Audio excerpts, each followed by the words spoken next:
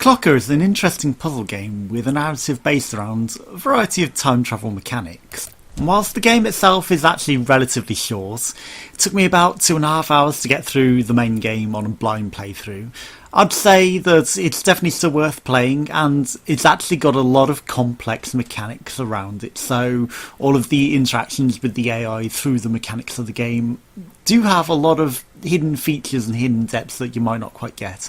And I say it took me 2.5 hours. Now, there might be some sort of spoilers in some cases in this review, but that's hard to really avoid in something like this.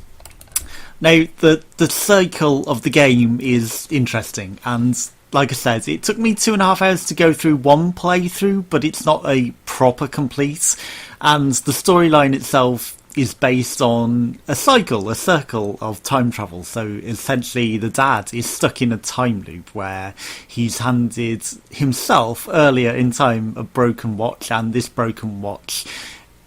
is what introduces the gameplay mechanics of broken time. So you're stuck inside a broken time loop, so he gets this watch, he goes to save his daughter from being crushed by a big piano falling from the sky. He knocks her out of time as well, so she's in her own sort of time loops, and this is how the game works in two different time play mechanics that both have interlaced influences on each other, which is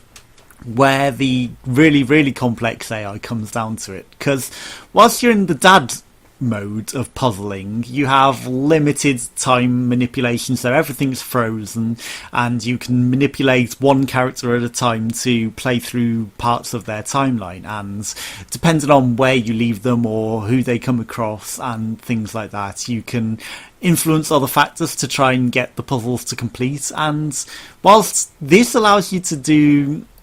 the completion facts to get the parts that you might need to complete that zone, there's another gameplay element that you really have to put into account as well, because the daughter side is the second part of the puzzle, and in her aspect, everything plays out in a Doppler effect sort of factor around her. So time on her is essentially time playing out, but the further out it goes from her, time still plays out in the way that it would, but in a slower factor, so the closer you are to objects, the more influence over time passing she has. So whilst it might seem that she's almost in real time, it's still not quite. And whilst it might also come across that you're just, seeing how things progress from where you left them in the dad's playthrough, there are things to be done, and depending on where you leave them, you can have big influences over the game. So for example, the criminal could either get shot or get arrested or run away and escape, so you've got to really think out how you want to leave things in the dad's playthrough if you want to get a full completion and to experience everything, and still have influence over the daughter and where you move the daughter to make sure that things are playing out in the way that you want them to play out. But to really enjoy the game, I would definitely recommend just going through blind, because solving the puzzles yourself is going to be the major factor of the game. And whilst there is still additional influences to be done, additional things to find out and, play around with the very complicated AI, because trust me, whilst it might seem quite simplistic, there's a lot of different interactions that all the characters can have with other objects and other people, and, it's just a lot of playing about. And, whilst the dad might be able to leave things in certain areas, again, on the daughter side, which might not be as obvious as a puzzle, does have puzzling influences. It's just a different mechanic of gameplay to go through and, experience all of that and make sure that everything plays out the way that you want it to play out. So there are only 3 chapters essentially, and whilst the first and second chapters have big puzzly influences, the third is more of a minor one, so it's very quick and very short, and you're just essentially going through the motions of playing out how everything was set up from your previous chapters. So